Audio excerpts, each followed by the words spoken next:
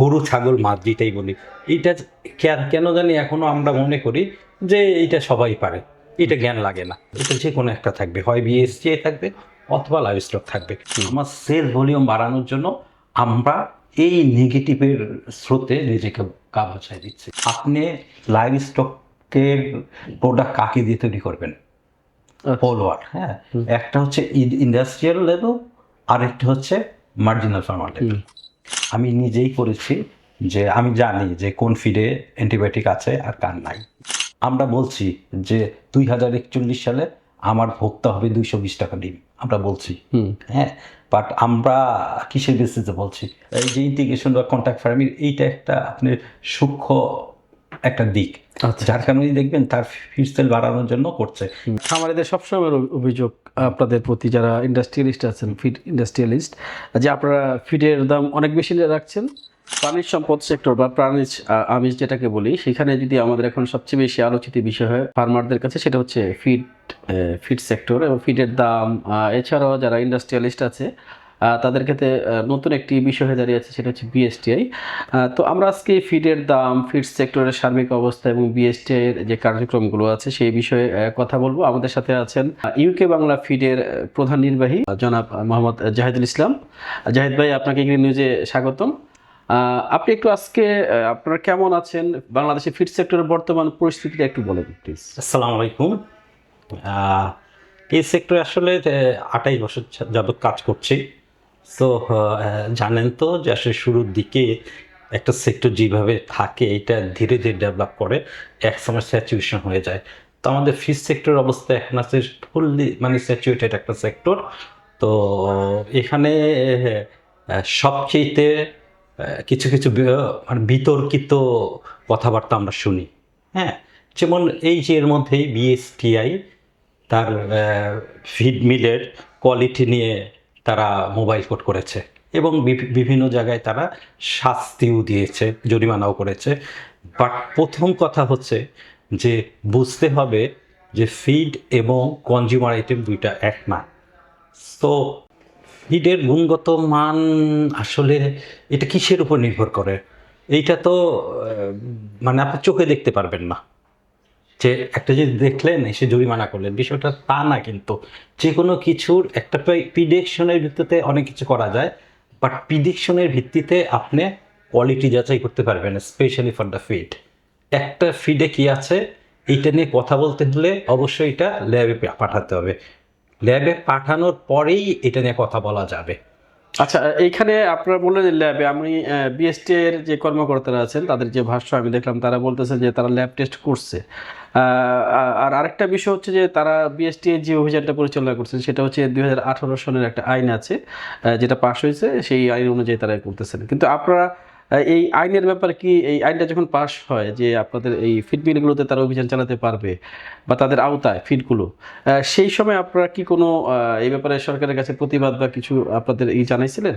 অবশ্যই 2018 সালে যখন এটা অর্ডিন্যান্সে পাস হয়, এর আগ থেকেই আমরা এটা আমাদের সংশ্লিষ্ট এজেন্সি, গভর্নমেন্ট এজেন্সি, ডিএলএস বা মন্ত্রণালয়কে জানিয়েছি।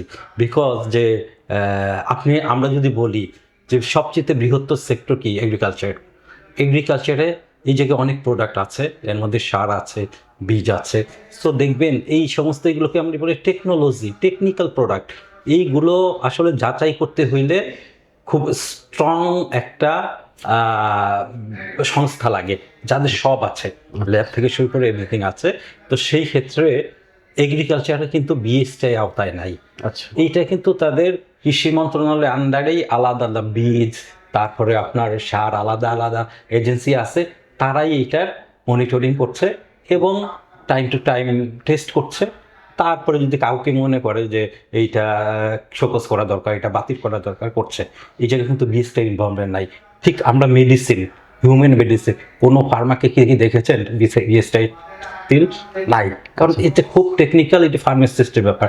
ঠিক স্পেশালি ফর গরু ছাগল মাছ যেটাই বলি, এইটা কেন জানি এখনো আমরা মনে করি যে এইটা সবাই পারে, এটা জ্ঞান লাগে না। তো এই যে একটা বদ্ধ ধারণা, এরকে হয়তো বা এটা বিএসটিআই এর কাছে চলে গেছে। আমরা এটা প্রতিবাদ করেছি যে একটা ইন্ডাস্ট্রি বা একটা ইন্ডাস্ট্রি কখনো দুইটা গভর্নমেন্ট এজেন্সির আন্ডারে থাকতে পারে না। এটা যে কোনো একটা থাকবে, হয় বিএসটিআই থাকবে অথবা লাইভ স্টক থাকবে। তো ওই দিক দিয়ে যে জাজমেন্ট করি, লাইভ স্টক সেক্টর যেটা, তারা একবার তৃণমূল থেকে শুরু করে মন্ত্রণালয় পর্যন্ত তাদের শাখা প্রশাখা আছে, সো তারাই আসলে এইটার যোগ্য কিন্তু প্রতিষ্ঠান, যারা মনিটর করতে পারে, রোল প্লে করতে পারে। আচ্ছা। তো আমরা সবসময় এটা প্রতিবাদ করেছি যে এটা লাইভ স্টক, আমরা লাইভ স্টকের আন্ডারে আমাদের বিজনেস পরিচালনা হয়, সুতরাং A to Z যা করার এটা লাইভ স্টক সেক্টর করবে। আচ্ছা, আমার আরেকটা জানার বিষয় ছিল, সেটা হলো যে ধরেন যে অভিযোগটা নিয়ে বিএসটিআই বা অনেক ক্ষেত্রে আমাদের ভোক্তা বা বিভিন্ন গবেষকরা একটি করে যে ফিডের অ্যান্টিবায়োটিক বা ফিডে বিভিন্ন ধরনের অ্যাডাল্ট্রেশনের ব্যাপারগুলো যে আছে, এটা কম বেশি তো সত্য, পুরোটা সত্য না হলে পুরোটা মিথ্যাও না বোধ হয় নাকি? যদি সেটা মিথ্যাও না হয়, তাহলে সেক্ষেত্রে আসলে এগুলো রোধ করার জন্য আমাদের অ্যাসোসিয়েশন বা ইন্ডাস্ট্রিয়ালিস্টদের কি করা উচিত বলে আপনি মনে করেন? সুন্দর একটা কোশ্চেন। অ্যাকচুয়ালি আমি প্রফেশনে নিজে একজন নিউট্রিশনিস্ট। হ্যাঁ, তো অ্যান্টিবায়োটিকের ইস্যুটা একসময় খুব মারাত্মক আকারে ছিল। হ্যাঁ, এখন যে নাই এটা আমি বলবো না, but who play the main roles, আচ্ছা এই জায়গায় দেখতে হবে যে এটা মূল রুলসটা কার। আচ্ছা। এটা মূল মেন রুলস কিন্তু এখানে আমি কোম্পানির কোনো কর্মীকেও বলবো না, কোনো এমপ্লয়িকেও বলবো না। মেন রুলস এখানে দুইজন। আচ্ছা একজন হচ্ছে সংশ্লিষ্ট কোম্পানির কনসালটেন্ট অথবা নিউট্রিশন যে অ্যাপয়েন্ট করে সে এবং মালিক, এই দুজন। বিকজ অ্যাজ এ নিউট্রিশনিস্ট আমার লাইফে 28 ইয়ার্স, আমি কিন্তু সবসময় বলে আসছি সবসময় আমরা অ্যান্টিবায়োটিকের বিরুদ্ধে, আচ্ছা সবসময় অলওয়েজ। কিন্তু আমাদের কিছু কিছু ও, প্রতিষ্ঠান আছে, তারা কি সেলটা খুব দ্রুত বৃদ্ধির জন্য কৃত্রিমভাবে কিছু করার চেষ্টা করে। আচ্ছা ওয়ান অফ দ্য দিন ইজ অ্যান্টিবায়োটিক। ডেফিনেটলি অ্যান্টিবায়োটিক যদি আপনি দেন, গ্রোথ একটু আর্লি আসবে, এপসা একটু কমবে। হ্যাঁ, ঠিক ওই যে ওই বিজনেস প্রফিটটা নেওয়ার জন্যই হয়তো বা নিউট্রিশনিস্টকে হয় কোম্পানির মালিক বলে দেয় যে আমি সর্বোচ্চ রেজাল্ট চাই, আচ্ছা। নিউট্রিশনিস্ট করে এটা একটা। আবার আরেক দিকে আছে যে নিউট্রিশনিস্টও তার ক্যারিয়ারকে বাড়ানোর জন্য সে কোম্পানির প্রোফাইল যে সমস্ত নীতিমালা আছে এইগুলো অ্যাভয়েড করে সে অ্যান্টিবায়োটিক অ্যাড করে। আচ্ছা, আমরা ফিল্ড পর্যায়ে অনেক সময় কথা বলে বা আপনাদের যারা মালিক পক্ষ আছেন এই ফিড মিলের বা বিভিন্ন যেহেতু এই সেক্টর সাথে আছি, আমরা অনেক সময় এইটাও জানতে পারি যে ধরেন আমাদের যারা খামারি আছে আর কি, তার খামারিদেরও এক ধরনের মানসিকতা আছে। তারা ডিলারদের বলে যে আসলে আবার এফসিআর চাই, মানে কম ফিড খাওয়ায় যাতে দ্রুত আপনার মুরগিটা বৃদ্ধি হয় বা মাছ যেটাই বলি না কেন।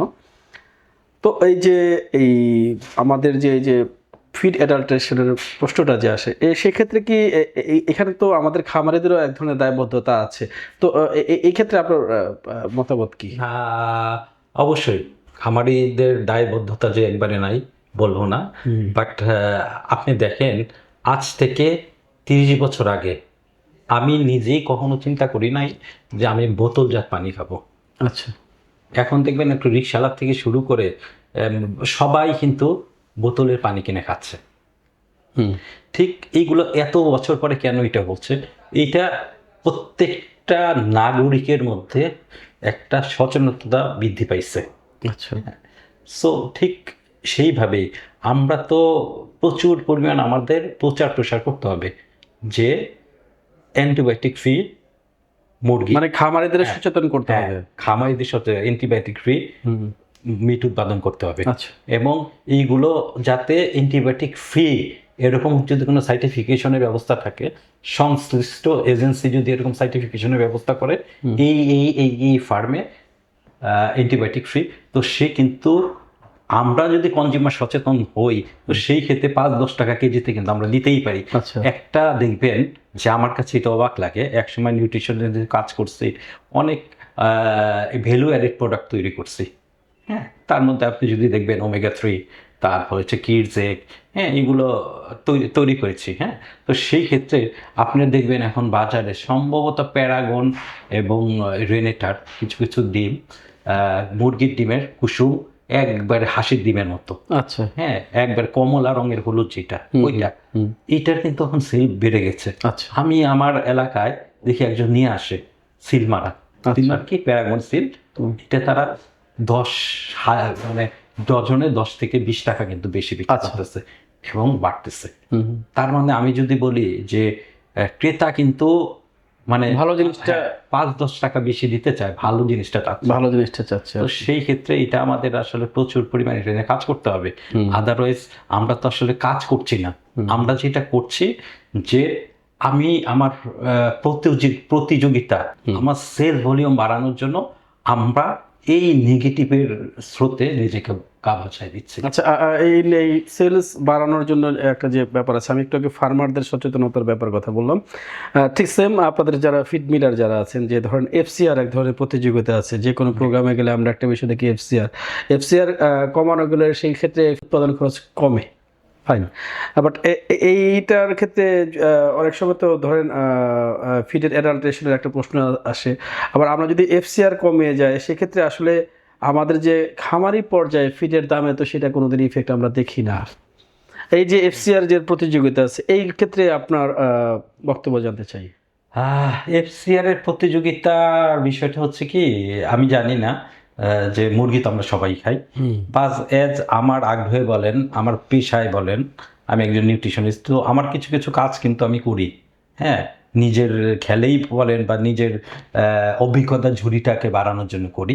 আমি নিজেই করেছি যে আমি জানি যে কোন ফিডে অ্যান্টিবায়োটিক আছে আর কার নাই। আচ্ছা। হ্যাঁ, তো ওই সমস্ত ফিড খাওয়ানো মুরগি আমি কিনেছি, কেনার পরে স্লটার করেছি, আচ্ছা।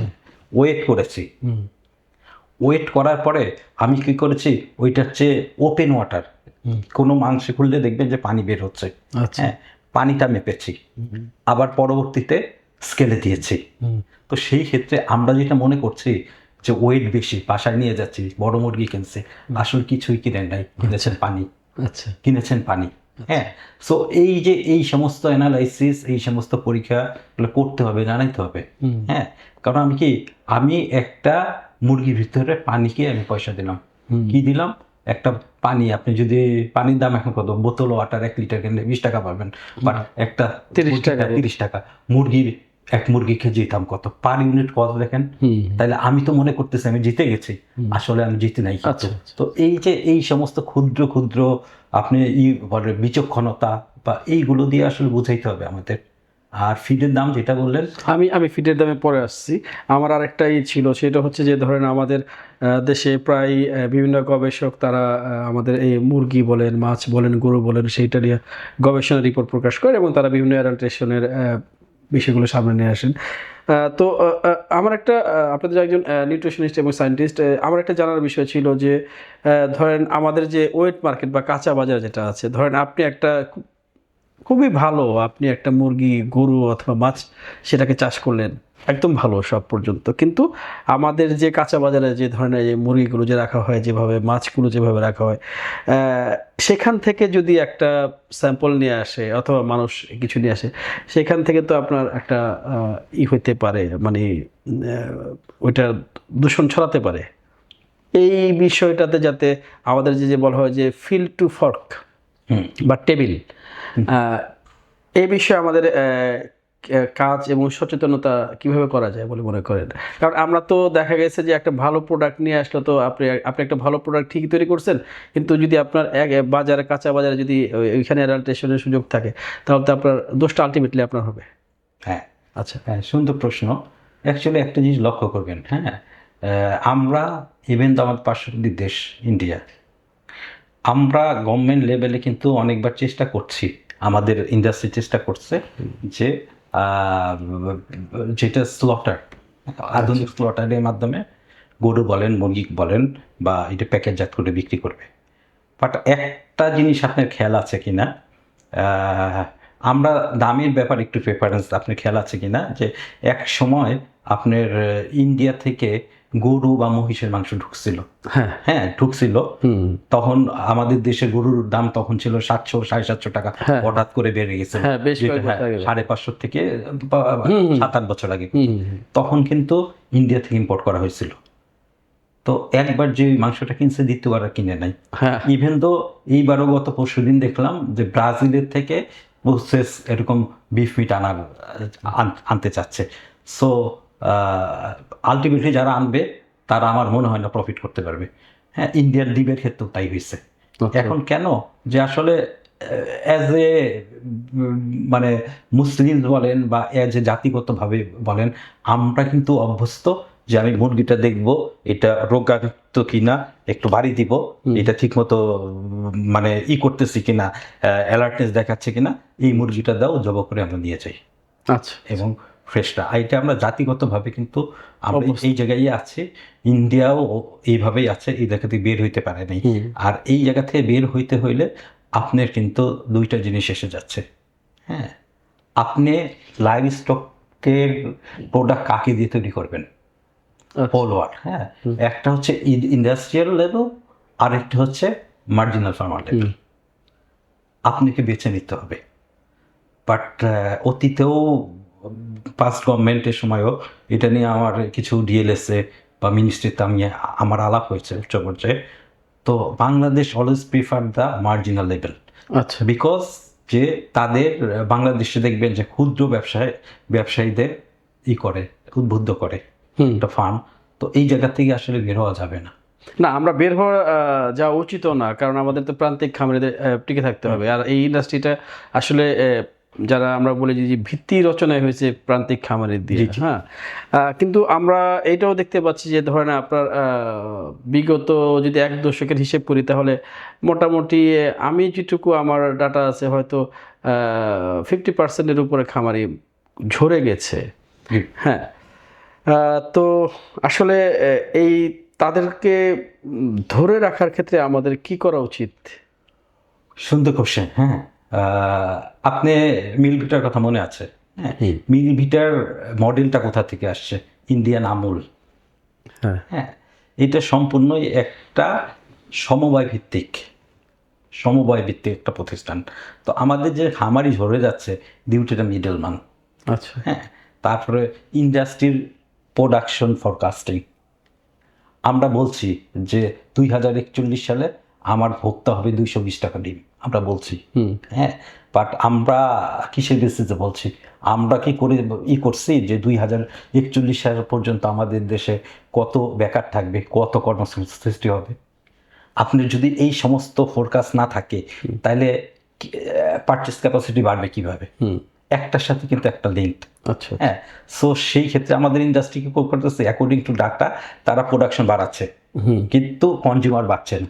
যার কারণে কি ওভার প্রোডাকশন হয়ে যাচ্ছে। ওভার প্রোডাকশন যখনই হচ্ছে তখনই কি হচ্ছে, আপনার সাপ্লাই বেড়ে যাচ্ছে, তখন ফার্মার কি লস করছে। লস করার পরে আর কতদিন লস করবে, বন্ধ হয়ে যাচ্ছে। তারপরে আবার যখন একটু প্রাইসটা বাড়লো তখন আবার সবাই ঝুঁকে পড়লো। আচ্ছা এই যে একটা সম্পূর্ণ বিশৃঙ্খল মার্কেট পড়বো, এই জায়গা থেকে আমাদের বের হইতে হবে। আচ্ছা আমাদের সমবায় ভিত্তিক মার্কেটিং করতে হবে এই জায়গায়। আচ্ছা হ্যাঁ, থার্ড যে আমরা যেটাকে বলি যে সুবিধাভোগী থার্ড পার্টি, এই জায়গা থেকে বের করতে হবে। আচ্ছা আর আরেকটা দেখবেন যে স্পেশালি বড় বড় কোম্পানি এখন যেটাকে বলে কন্ট্রাক্ট ফার্মিং, স্পেশালি বা ব্রয়লার, এখন শুনলাম সিপিউ নাকি লেয়ারে শুরু করছে। আচ্ছা হ্যাঁ, তো এই সমস্ত কন্ট্রাক্ট ফার্মিং অবশ্যই অনেক দেশই আছে। আমরা যদি আমেরিকায় বলি, আমেরিকার টাইসনের নাম আমরা জানি সবাই। টাইসন কিন্তু পুরাটাই কন্ট্রাক্ট ফার্মিং করে। আচ্ছা হ্যাঁ, কন্ট্রাক্ট ফার্মিং করে। বাট আমাদের দেশে কন্ট্রাক্ট ফার্মিংয়ের যেই সমস্যা হচ্ছে যে just we are using the actually asset, মানে তাদের ওই যে হাউস প্লাস ইলেকট্রিসিটি আর ম্যান পাওয়ারটা আমরা ব্যবহার করি, আচ্ছা কিনে নেই। বাট এর পরবর্তী বা এর আগে তার পরবর্তী কি আপনার লিটার ম্যানেজমেন্ট, ডেড বার্ড, তো এইগুলো কিন্তু তারা এদের দায়িত্ব নিচ্ছে না, ফার্মারি থেকে যাচ্ছে। মানে তার মানে আমাদের, আপনি যে এটা কথা বলছেন যে আমাদের যে কন্ট্রাক্ট ফার্মিং যেটা আছে শুরু করছে, সেই ক্ষেত্রে আমাদের ইন্টারন্যাশনাল যে কোম্পানিগুলো, বড় বড় কোম্পানিগুলো আছে, তাদের ঠিক ফলো করা হচ্ছে না, যে কারণে আমাদের খামারিরা সেভাবে সাস্টেন করছে না। হ্যাঁ, ফলো করা হচ্ছে নাকি যে গ্যাপ আছে কিছু জায়গাতে আর কি, কিছু গ্যাপ আছে।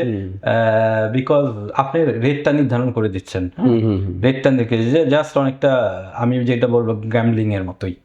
আচ্ছা, গ্যাম্বলিং এর মতোই। আপনি একটা রেট করে দিচ্ছেন, এই রেটের যদি বেশি থাকে তাহলে আপনি এই জায়গাতে খুব ভালো লাভ করছেন, আর যদি কম থাকে আপনি এই জায়গায় লস করবেন না কিন্তু কোম্পানি, বিকজ আপনি যেই ফিডের যেই আপনার কি বলে কমিশন, যেটা 5-6 টাকা যেই বেনিফিটটা, ওইটা কিন্তু আপনি ইসের কি ফার্মারের ঘাটে চেপে দিচ্ছেন। চাপা দিচ্ছে আর কি। তার মানে ওইটা কিন্তু আমাদের ইনডাইরেক্টলি পার্কেতে ফিরে আপনি কিন্তু প্রফিট করে নিচ্ছেন। আচ্ছা আচ্ছা, তো ইন্টিগ্রেশনের এই যে ইন্টিগ্রেশন বা কন্ট্রাক্ট ফার্মিং, এইটা একটা আপনার সূক্ষ্ম একটা দিক, আচ্ছা। যার কারণে দেখবেন তার ফিড সেল বাড়ানোর জন্য করছে।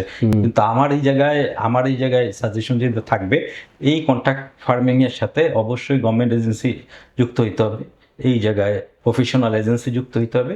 কারণ আমি কন্ট্রাক্ট ফার্মের দায়িত্ব নিলাম, আমি তার লিটারটা কি করব। আমরা বলি যে এখন প্রোটিন, অল প্রোটিন ইজ এটার রিসাইকেল ভ্যালু আছে। মরা মুরগির রিসাইকেল ভ্যালু, তখন এই মরা মুরগিগুলো যত্র না ফেলে আপনি যারা কোম্পানিরা করছেন, তারা আপনারা একটা করেন, আপনার ছোট যেটা প্রসেস, যে মরা মুরগিগুলো দিবে, ওইটা থেকে পোলট্রি মিল বের হবে, সবাই ওই জায়গায় ফেলবে, এই একটা প্রসেস। তারপর হচ্ছে আপনি লিটার, আপনি যে এই যে মুরগিটা নিলেন, এরপরে এই খামারের লিটারটার দায়িত্ব কে নেবে? অবশ্যই আপনার নেওয়া উচিত। তো সেই ক্ষেত্রে আপনি কি করতে পারবেন, বিভিন্ন এলাকায় জৈব সার বানানোর জন্য আপনারা ইউনিট করে দেন। আপনার যারা বড় কোম্পানি আছে তারা মিলে ইউনিট করে দেন, ওই সারটা ওই জায়গায় থাকবে, ওই লিটারগুলো যাবে ওই জায়গায় সার হবে, এই সারগুলা আবার কিনে নেবে। তো সম্পূর্ণই কিন্তু ইটস এ সাইকেল, এবং এই সাইকেলগুলো প্রত্যেকটা করতে পারলেই আমাদের দেশে ওয়ার্ল্ড ওয়াইড এখন কি কার্বন ফুটপ্রিন্ট নিয়ে কাজ করছে। হ্যাঁ, আমাদের টোটাল কার্বন ফুটপ্রিন্ট কমে যাবে। আচ্ছা, আমরা এখন সর্বশেষ প্রশ্ন আসি, যেটা এখন খামারিদের সবসময় অভিযোগ আপনাদের প্রতি, যারা ইন্ডাস্ট্রিয়ালিস্ট আছেন, ফিড ইন্ডাস্ট্রিয়ালিস্ট, যে আপনারা ফিডের দাম অনেক বেশি রাখছেন, ফিডের দাম কমাচ্ছেন না, ঠিক আছে, ফিডের দাম 40 টাকা থেকে 70 টাকা হয়ে গেছে, আসলে কারণটা কি? না, আচ্ছা এইটা আসলে মানে খুব লজিক্যালি, বাট আপনিই দেখেন যে আপনি তো অনেক শুরু থেকে ফিডের দাম কখন বাড়লো? আপনি টাইম টু টাইম আপনি দেখেন ডলারের দাম বেড়ে যায়। আমার মনে আছে যে $82, বেশি দিন না, করোনার আগে 82-83, ওইটা আজকে 126 টাকা। সো আমাদের পোলট্রি ফিডের অলমোস্ট আমি বলবো যে যদি মেজ লোকাল ভুট্টা আছে, এটা কত আপনার টোটাল ডিমান্ডের 40% তো করতে পারে না। হ্যাঁ, আচ্ছা, আমাদের লোকাল যে প্রোডাকশন আছে, তারপর soybean, full fat soybean, medicine, সব ইম্পোর্ট বেস। আচ্ছা, সো এইটা ডলারের সাথে একদিকে মানে ডলারে অলরেডি 50% বেড়ে রয়েছে আমাদের, এটার উপরে নির্ভর করছে দামটা। আর 2 নম্বর হচ্ছে যে আপনি দেখেন যে এই যে আজকে বিদ্যুৎ বিল কই গেছে। আমাদের দেশে যে ফিড তৈরি করার একটা হচ্ছে আপনার গ্যাস লাগে, হ্যাঁ, আমাদের যে বয়লারগুলো চালাইতে, তো আপনি দেখেন এলপিজির দাম কোথায় গেছে, তারপরে ইলেকট্রিসিটির দাম কোথায় গেছে। তো ওই হিসাবে তো আসলে ফিডের দাম বাড়ে নাই। আচ্ছা, ওই হিসাবে বরং দাম বাড়ানো আরও উচিত ছিল। এইটা due to the marginal farmer বিভিন্ন দিকে করে কিন্তু এটা বাড়ানো যায় নাই। আচ্ছা। কিন্তু আমাদের দেশে একটা গোষ্ঠী আছে যারা আপনার ধরেন যে এই বিষয়গুলো হয়তো তারা প্রচার করছে যে আপনারা অনেক বেশি প্রফিট করছেন, কোনো ক্ষেত্রে হইতে পারে কেজিতে 10 টাকা 20 টাকা, বাট এই যে ডলারের দাম মোটামুটি 4-5 বছরের মধ্যে 50% বেড়ে গেছে, ইলেকট্রিসিটি ব্যয় বেড়ে গেছে, মেডিসিন আদার্স বেড়ে গেছে, আপনারা কি এক্ষেত্রে ব্যর্থ হচ্ছেন খামারিদের বোঝাতে আসলে ঘটনাটা কি? Every complaint should be come when the product price is low. হ্যাঁ, তো আপনি দেখেন যখন প্রোডাক্টের দাম, ব্রয়লার মুরগির দাম অলমোস্ট 180 থেকে 90-এর মধ্যে থাকবে, এভরি ওয়ান ইজ হ্যাপি। কিন্তু যখন এটা কমে যায় তখনই কিন্তু এই সমস্ত প্রোপাগান্ডা চলে। আর হচ্ছে এটা তো ভাই শুধু ম্যাথমেটিক্স আর কিছু না, তো এটা ম্যাথমেটিক্স করলেই হয়। তো এই জায়গায় কিছু কিছু অ্যাজ এ নিউট্রিশনিস্ট হিসাবে কিছু কিছু হাইডিং কস্টিং আছে। হ্যাঁ, হাইডিং কস্টিং এর মধ্যে যেমন কেউ আছে এলসি করতেছে, কেউ লোকাল কিনতেছে। হ্যাঁ, এই জায়গায় একটা দামের ভেরিয়েশন আছে। যে এলসি করতেছে তার কম কেজিতে 1-2 টাকা কম, যে লোকাল মার্কেট থেকে নিচ্ছে তার বেশি। তারপর আরেকটি ইস্যু আছে ময়েশ্চার। হ্যাঁ, আপনি ভুট্টার দাম মনে করেন যে অনেকে বলতেছে ভুট্টার দাম কমছে, কত কমছে? 35-টা, এখন ভালো ভুট্টা 32 টাকা। আচ্ছা, হ্যাঁ, 3 টাকা কমছে। বাট 35 টাকার ভুট্টায় যে পরিমাণ ময়েশ্চারকে, এখনের ময়েশ্চার কিন্তু বেশি। আচ্ছা, এখন যে এটা নিয়ন্ত্রণ করতেছে বা যারা সিজনাল কারণে এটা। কস্টিং যারা দিচ্ছে তারা কিন্তু এটা বাদ দিচ্ছে না। আচ্ছা, যেমন কস্টিং এ দেখাচ্ছে 30 টাকা ভুট্টা, 35 টাকা ভুট্টা, বাট অ্যাজ এ ফিডে, হ্যাঁ, এইটা কিন্তু আমার কখনোই 10.5-এর বেশি আমি তুলতে পারবো না, ফিড নষ্ট হবে। তার মানে কি, আমার তাহলে ভুট্টার ময়েশ্চার কমাইতে হবে। তো ওই ভুট্টার ময়েশ্চার বড় কোম্পানি হলো কি এবারে তাদের ড্রায়ার আছে, তো ড্রায়ারের একটা কস্ট আছে না, পার কেজি কস্ট কত, 1% কমাইতে করে, তো এই কস্টটা তারা ইনভলভ করছে না। আচ্ছা, আচ্ছা, তার এইটা কিন্তু গভর্নমেন্টের এজেন্সি যারা কস্টিং করতেছে তারা কিন্তু এটা ধরতেছেই না। যার কারণে এই সমস্ত কস্টিং করার সময় অবশ্যই প্রফেশনাল লোক নিতে হবে। এবং এইগুলো তো ম্যাথমেটিক্স। আমার কথা হচ্ছে যে আপনি দেখান যে 2 টাকা কেজিতে লাভ, তারপরে অনেকেই বলা বলি করে যে কমিশন অত দেয়। আপনি কমিশন কি সার্ভিসেস? কমিশন হচ্ছে যে ব্যবসায় লাভ করবে, সে ট্রান্সপোর্টেশন দিবে, তারপরে তার দোকান ভাড়া আছে, তার কর্মী আছে, সে ফার্মে পাঠাবে।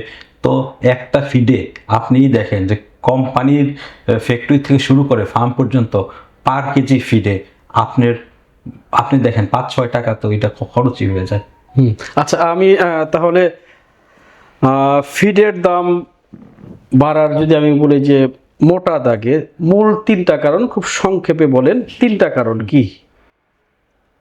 ফিডের দাম বাড়ানো, হ্যাঁ, এই ফিডের দাম যে বিগত মোটামুটি 5 বছরে যে জায়গা আছে, তো মোটামুটি 80-90% বেড়ে গেছে যদি আমরা হিসাব করি। হ্যাঁ। হ্যাঁ, মূল প্রধান 3টা কারণ। প্রধান কারণ হচ্ছে যে র মেটেরিয়াল দাম বেড়েছে, সাথে সাথে আমরা যে ইউটিলিটি চার্জ যেগুলো বলি, পানি, বিদ্যুৎ, গ্যাস, এগুলো বেড়েছে।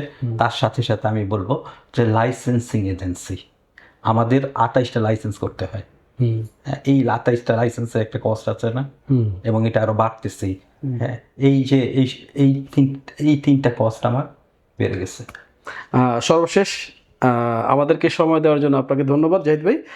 আমাদের খামারিদের উদ্দেশ্যে সংক্ষেপে কিছু বলেন প্লিজ। অ্যাকচুয়ালি আমরা কিন্তু পোর এবং আল্ট্রা পোর পিপলের দেশ এই দেশে, এবং এই দেশে আপনি বিশ্বাস করেন কি না, আমি বিশ্বাস করি যে আমাদের আয়তন অনুযায়ী যেই পরিমাণ জনসংখ্যা, বিশ্বের সবচেয়ে এক্সপিরিয়েন্স প্রাইম মিনিস্টার আনেন, আমি বলবো যে মানে এত সহজ না এই দেশ চালানো। দেশ চালানো এত সহজ না। হ্যাঁ, কারণ আমার অ্যাসেট নাই, আমার ল্যান্ড নাই, একটা জিনিস আছে, পপুলেশন আছে, এবং এই পপুলেশনের 80% পোর আল্ট্রা পোর। আচ্ছা, তো এই পোর আল্ট্রা পোরের জন্য কিন্তু আমরা কোনোভাবেই জব তৈরি করতে পারছি না। তার মানে কি, তাহলে তাদের হচ্ছে ফার্ম তাদের করতে হবে। তো সেই ক্ষেত্রে ফার্ম সহায়ক নীতিমালা করতে হবে। হ্যাঁ, ফার্মকে সাপোর্ট দেওয়ার জন্য আমরা অনুদান সাপোর্ট দিই। আমরা কিছু হলে কি বন্যা বা এই যে প্রাকৃতিক দুর্যোগে সাবসিডি দিই বড় কোম্পানি থেকে ফার্ম লেভেল। এই সাবসিডিগুলো তো না দিয়ে এইগুলো গভর্নমেন্ট কোনো এজেন্সি করেন, একটা রেট নির্ধারণ করেন যে এই দামে আমরা কিনে নিব, আমরা কিনে এইটা পাঠাবো। এইটা ইন্ডাস্ট্রি সহায়তা হোক, গভর্নমেন্টের এই সাবসিডি না দিয়ে এইগুলো করেন। আর হচ্ছে যে একটা বিমা সিস্টেম চালু করতে হবে, যে এই বিমাটা হচ্ছে বিমা থেকে আয় যেটা আছে ক্ষতিগ্রস্ত খামারকেই তার ক্ষতিপূরণের জন্য দিতে হবে।